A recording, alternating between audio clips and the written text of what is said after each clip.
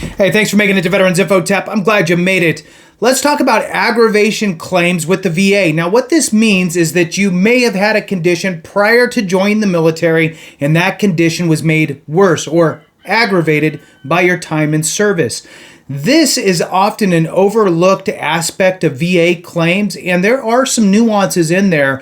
I wanted to kind of dive into this with you, kind of share some of my thoughts, and really how impactful and how liberal the VA is with granting these claims in certain situations. So, before we jump into it, I want to throw out a special thank you to T Sterling 009. T Sterling, thank you so much for the super comment, super chat. I really do appreciate your support very, very much. And with that, let's go ahead and jump into it. VA aggravation claims. Now, I'm going to read through some of this kind of pre-put together information, and then I'm going to dive a little deeper with some of my own thoughts and some of the nuances around this. So please stick with me through this. I get it. Sometimes the upfront part is you already know. But as we move along, there might be nuggets out there that you can either utilize yourself or share with a friend.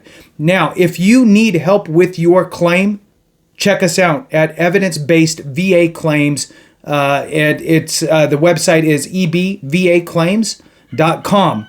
Evidence-Based VA Claims. We are committed to you. We guarantee that you will get an increase with your VA claim if we take you on as a client. Free consultation through email to make sure that it's something that we can feel comfortable with helping you with. So please check us out. Information's in the description and in the comments. If you need medical evidence, check out AME, American Medical Experts. They are solid board-certified doctors that provide the evidence that you need. So their information is also in the description as well. So let's jump into this. All right. VA aggravation claim seeks benefits for a pre-existing condition that worsened due to military service or a condition that worsened due to a service-connected disability. Interesting. Already we're getting a different play on this than what most people think about.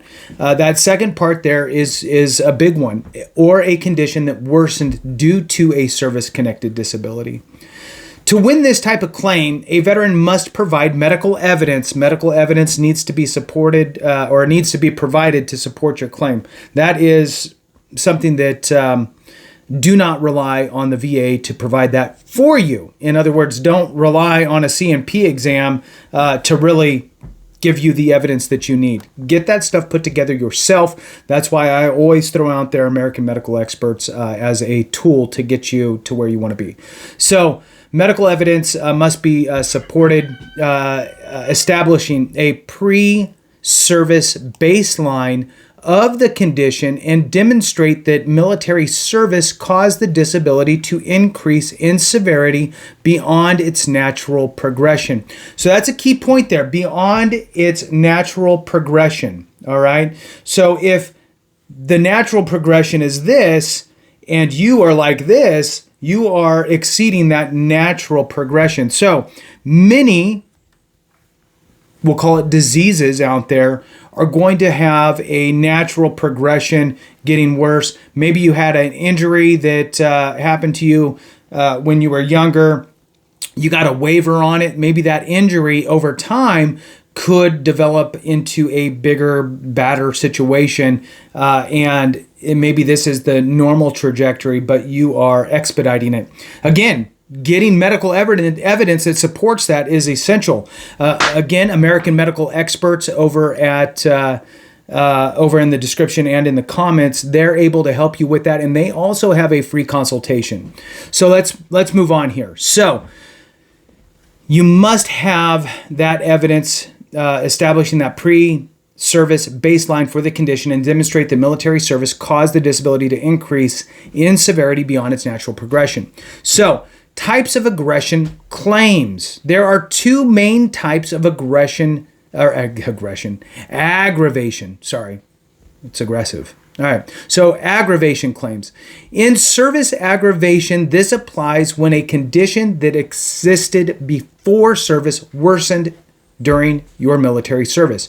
So in service aggravation, this applies when a condition that existed before service worsened during your military service.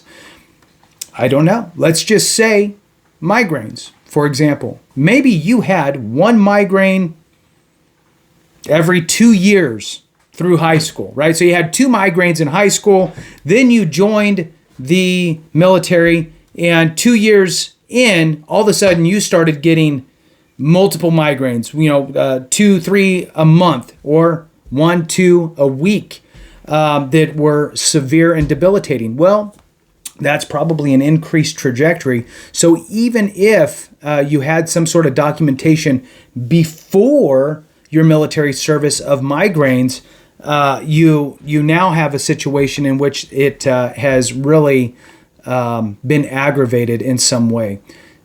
Or maybe you had an injury that you were fine, but then the military service, during your time in service, that condition really ramped up and became more aggravated. Whatever. So the other here is post-service aggravation, which this is the one that people aren't. I don't think most people think about this as an aggravation claim. I think most people think of the number one.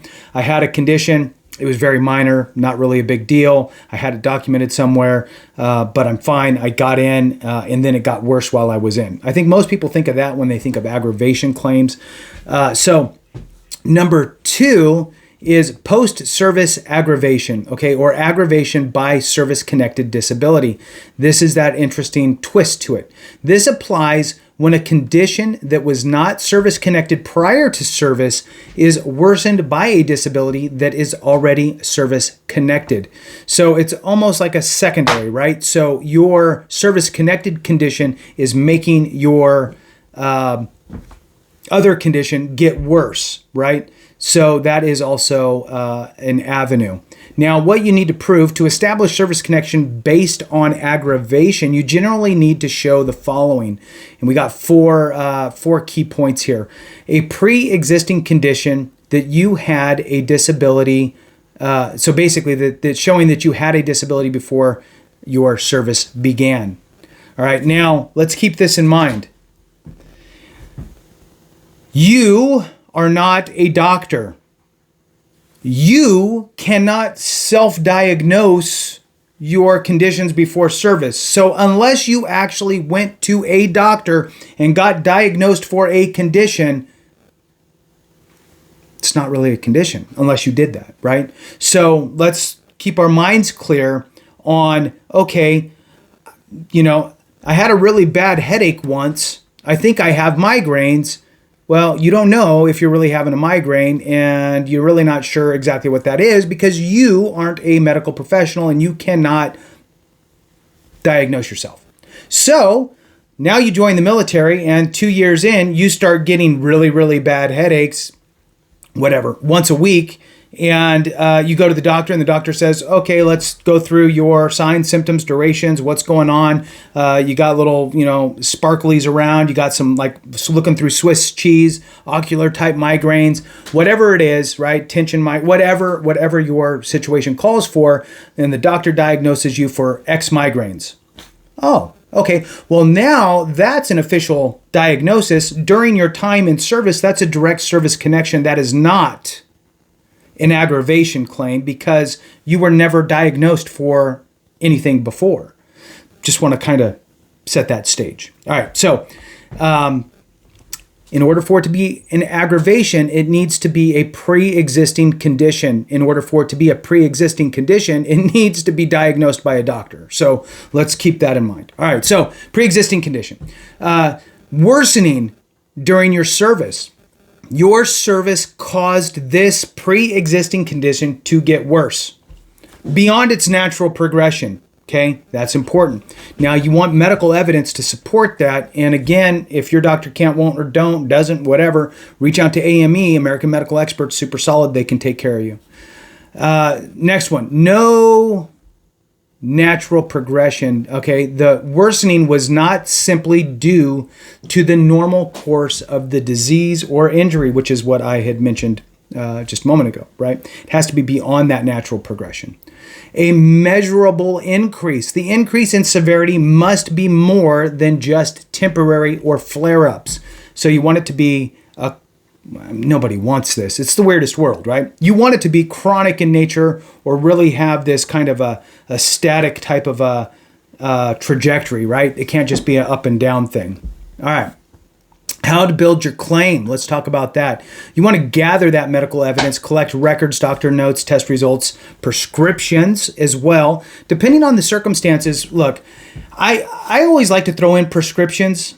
If you got prescribed something for your condition, it's good to throw that in there. Okay, it's good to share that information in your claim for two reasons. One, it doubles down on the fact that you have the condition. So your diagnosis is just even more wrapped up with a bow on it. The other piece is that it will absolutely, in some cases, could change your rating, because some conditions, not all, some conditions, if you have a prescription for it, will warrant a different rating from the VA. So that's also important to understand. So provide a clear, show the baseline. You want to be able to show the baseline when you are looking to build your claim. You need to establish the baseline of severity of your condition with the entrance exam report or other types of evidence. So if this was a pre-existing condition that you disclosed, maybe you got a waiver on it while you were getting in, you'd want to go back in time and get that information so you could show where you were, if you still have that doctor or what have you, if you still know who that doctor is, if they're still alive and practicing, maybe you could reach out to them and get that information. So obviously, depending on this, it's all nuanced, right? You could have went in 4 years ago, got out now, and you could go back to that doctor. Now, if you got out 50 years ago, that's a different story. All right. So provide a clear statement from a medical professional. Again, if your doctor can't, won't, or doesn't, reach out to AME. I keep saying it because, look, we as a veteran community need to have the resources available. And in some cases, we have to reach out to others to help us build our claims. So provide a clear statement from a medical professional. You need a doctor to provide an opinion that your condition was more likely than not worsened by service rather than natural progression. That is the key point on these aggravation claims. Next thing is you want to be able to document service events, detail any specific events, hardships, or circumstances in service that could have worsened your condition, right? Who knows, right? All nuanced. That's why it's important to have that discussion with your doctor on, hey, this condition got worse. I did this in the military. This was my my job, my AFSC or my MOS, and I was surrounded by whatever, and this made it worse, right? And then have them be able to tie that all together. Consider legal assistance is always kind of, in my opinion, the last option, right? You want to work with your accredited representative for free if you can. If you cannot find a capable and competent free resource, reach out to us at ebvaclaims.com. Again, information is in the description and in the comments. We can help you through the process. We guarantee that you will get an increase. If for some reason that increase does not happen, we will help you formulate the higher level review, the supplemental claim, pushing it to the board, all of that good stuff for you as well. All right, so with that, that will conclude it. I just wanted to highlight a little bit of the aggravation aspects. And I think that sometimes, for those that hung on to the end, we may think that we have a certain condition. We may think we have a certain condition, but we never went to the doctor, never got diagnosed for it. We're able to perform everything. We joined the military, and then years down the road, during our military service, all of a sudden a condition pops up, and now we have that condition, and it got diagnosed and all of that stuff, and now we know that we have that condition. And you need to understand, again, that we can't diagnose ourselves, okay? You can't tell me that you have arthritis yourself. You can't just look in the mirror one day and go, I have arthritis. You need to be diagnosed by a medical professional. So if you and again, I'm using kind of crazy examples here just to set the point, right? You can't be 18 years old and go, yep, I got arthritis. I'm going to go join the military. Don't say anything, join the military, and then everything's fine. I can perform. I do everything I can do. I stayed in for whatever. You did 6 years, and on year 5, all of a sudden, you're like, man, my back is really messing me up. And you go get seen, and they send you through. You get x-rays. They notice something. They go, oh, you got a little bit of arthritis there. Now you're diagnosed for arthritis. That is now a direct service connection, because that is when you got formally diagnosed, and it is there, and it is most likely from your time in service. It's in the time period. Your Nexus is there, all of that stuff. So don't get it confused. Always go the direct service connection route if that is the possibility. On the aggravation claims aspect side of the house, sure, you can absolutely do it, but you need to have a pre-existing condition with a baseline in order to build from, and the VA will essentially make up the difference with a rating. So with that, thanks for watching. I appreciate you very much. Have a great one, and remember, if we don't take care of each other, something went wrong.